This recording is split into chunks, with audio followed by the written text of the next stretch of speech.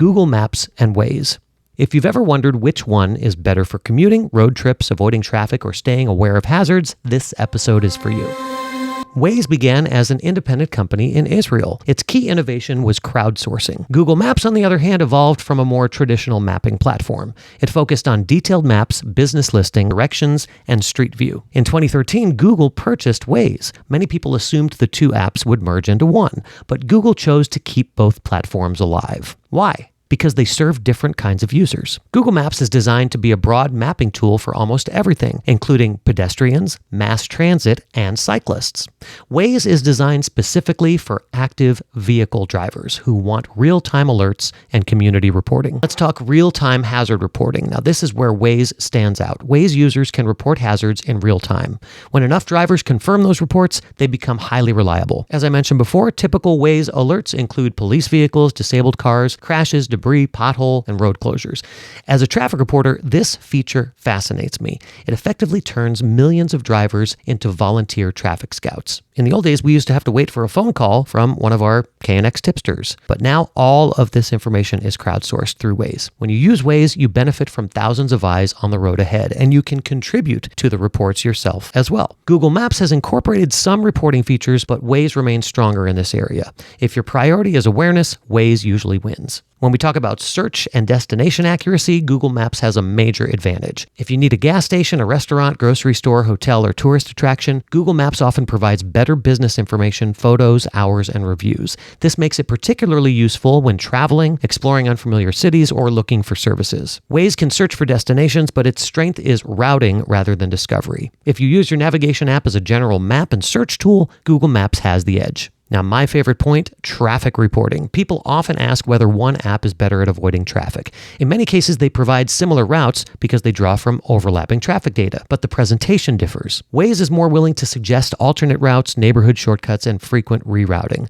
Google Maps tends to feel steadier and less reactive. Waze sometimes saves time, but occasionally at the cost of more turns, smaller roads, and added complexity. I often tell drivers saving 1 minute is not always worth increasing your stress, and I have personal experience with this. You can go back to episodes 2 and 3 when I tell about my stories driving in LA and trying to avoid the infamous 405.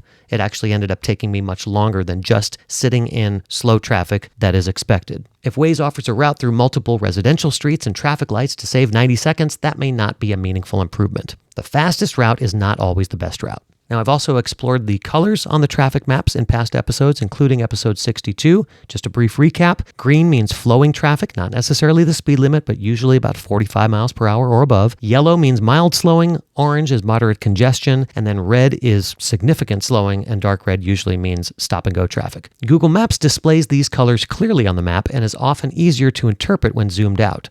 Waze focuses more on turn-by-turn guidance and alerts.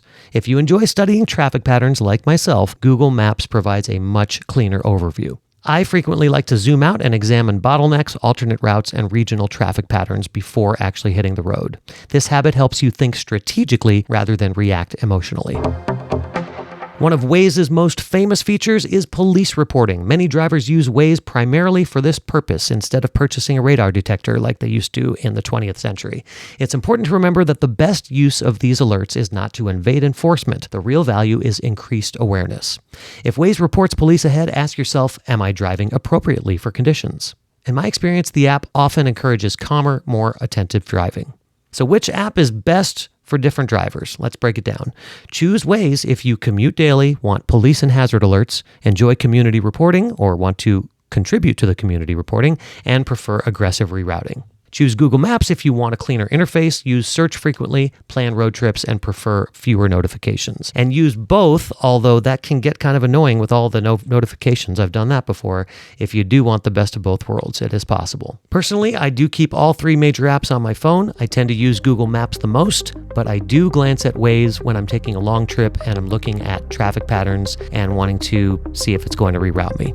The most important takeaway is not which app you use, it's how you use it. The smartest drivers zoom out to see the big picture, compare alternate routes, consider stress, not just minutes. Use local knowledge and stay flexible. If this episode helped you better understand the differences between Google Maps and Waze, I'd love to hear which one you use and why. Send me your thoughts at freewaytrafficexpert@gmail.com. Remember, the best GPS app can show you the road ahead, but only you can decide how to drive it.